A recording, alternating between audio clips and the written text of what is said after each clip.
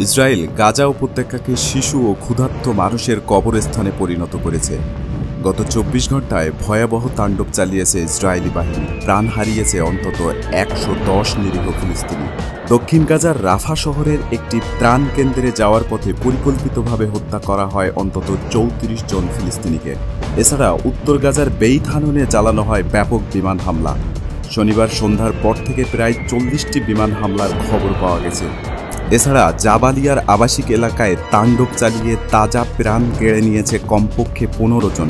গাজার ঘনবসতিপূর্ণ এলাকা আল শাতি শরণার্থী শিবিরেও চলে আইডিএফের নরপিশাচী তাণ্ডব। তার পাশাপাশি দখলকৃত পশ্চিম তীরে আল মানিয়া গ্রামের কাছে ফিলিস্তিনিদের ঘর বাড়িতে হামলা চালিয়েছে ইসরায়েলি দখলদার ইহুদিরা।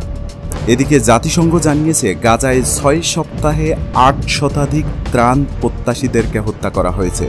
সেখানে ত্রাণ ব্যবস্থাপনা ও নৃশংস হত্যাকাণ্ড নিয়ে উদ্বিগ্ন জাতিসংঘের হাই কমিশন। গাজায় প্রতি ৩ জনের ১ জন দিনের পর দিন না খেয়ে ক্ষুধার্ত অবস্থায় দিন পার করছে বলে জানিয়েছে বিশ্ব খাদ্য কর্মসূচি। UNRWA বলেছে গাজাকে শিশু এবং ক্ষুধার্ত মানুষের কবরস্থানে পরিণত করেছে ইসরায়েল।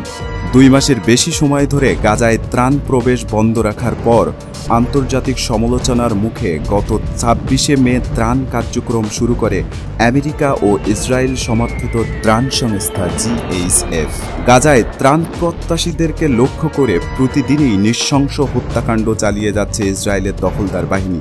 এই তথ্য তুলে ধরেছেন জেনেভায় সংবাদ ব্রিফিংয়ে জাতিসংঘের মানবাধিকার কমিশনের মুখপাত্র রাভিনা সান দাসানি বলেন, গাজায় নিত্য প্রয়োজনীয় খাবার ও ওষুধের জন্য অপেক্ষারত মানুষের উপরে হামলা চালানো হচ্ছে।